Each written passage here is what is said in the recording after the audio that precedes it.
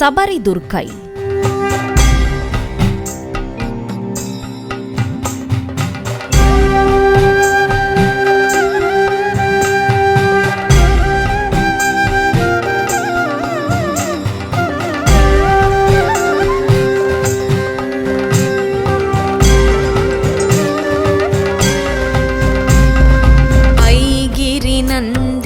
नन्दितमेदिनि विश्वविनोदिनि नन्दनुते गिरिवरविन्ध्यशिरोधिनि वासिनि विष्णुविलासिनि जिष्णुनुते भगवति हेशिति कण्ठकुटुम्बिनि भूरि कुटुम्बिनि भूरि कृते जय जय हे महिषासुरमर्दिनि रम्यकपर्दिनि शैलसुते.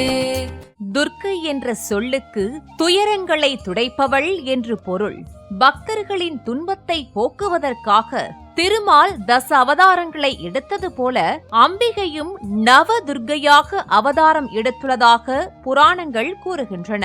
நவ துர்க்கைகளில் மகிமை மிக்க சபரி துர்க்கையை பற்றி அறிந்து கொள்ளலாம். மங்கள ரூபிணி மதியணி சூலினி மன்மத பாணியளே சங்கடம் நீக்கிட சடுதியில் வந்திடும் சங்கரி சௌந்தரியே கங்கட பாணியன் கனிமுகம் கண்டனல் கற்பக காமினியே ஜய ஜய சங்கரி கௌரி கிருபாகரி துக்க நிவாரணி காமாட்சி ஜய ஜய சங்கரி கௌரி கிருபாகரி துக்க நிவாரணி காமாட்சி.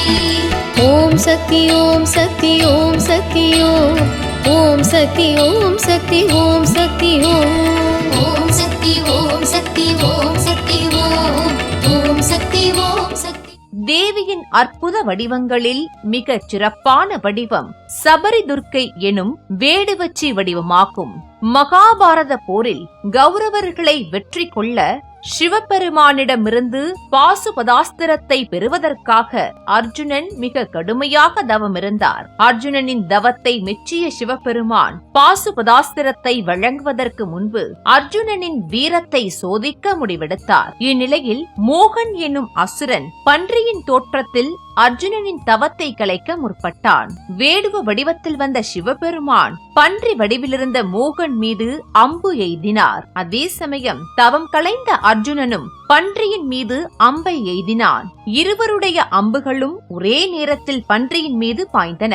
பன்றியை கொன்றது தான் என வேடுவ வடிவிலிருந்த சிவபெருமான் கூற அதற்கு மறுப்பு தெரிவித்த அர்ஜுனன் தான் கொன்றதாக வாக்குவாதத்தில் ஈடுபட்டான். உடனே சிவபெருமான் அர்ஜுனனை விற்போருக்கு அழைக்க வேடுவனிடம் விற்போர் செய்வது தனக்கு இழுக்கு என நினைத்த அர்ஜுனன் மறுத்துவிட்டான். அர்ஜுனனுடன் திருவிளையாடல் புரிய சித்தம் கொண்ட சிவபெருமான் அர்ஜுனனிடம் மற்றொரு நிபந்தனையை கூறினார். அதாவது, நீ என்னுடன் போரிட மறுத்தால் உன் தோல்வியை ஒப்புக்கொள் என சிவபெருமான் அர்ஜுனனிடம் கூற, இதனால் கோபமுற்ற அர்ஜுனன் விற்போருக்கு தயாரானார்.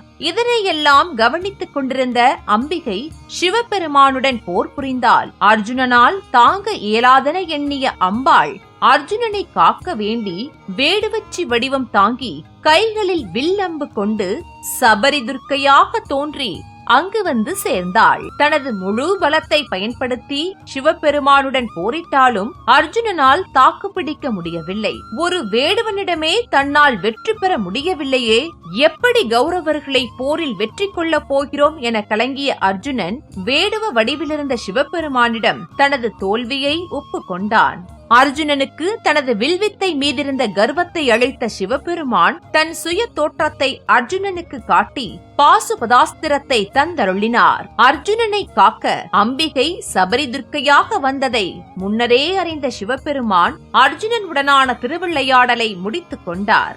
தேவியின் கருணையால் அர்ஜுனன் காக்கப்பட்டதால் சபரி துர்க்கை தாயுள்ளம் கொண்டவளாக அருள்வாளிக்கின்றார். தனது பக்தர்களை தனது குழந்தையாகவே பாவிக்கும் சபரி துர்கா அம்பிகையின் மிகவும் எளிமையான அம்சமாகும்.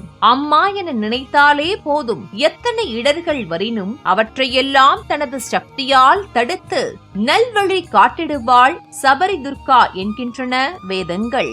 அர்ஜுனனை காக்க அன்னையாக வந்த அருள் மிகுந்த சபரி துர்க்கையை தாயாக நினைத்து வழிபட்டால் போதும், துன்பங்கள் நீங்கும், செல்வ வளம் பெருகும், நோய் நொடிகள் அகலும், நல்வாழ்க்கை அமையும், இறுதியில் முக்தியும் கிடைக்கும் என வேதங்கள் கூறுகின்றன.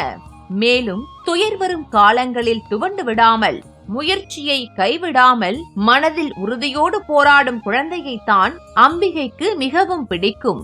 அத்தகைய குழந்தையை காக்கவே ஓடோடி வருவாள் அன்னை என்பது அர்ஜுனன் கதை மூலம் நமக்கு புலப்படுகிறது.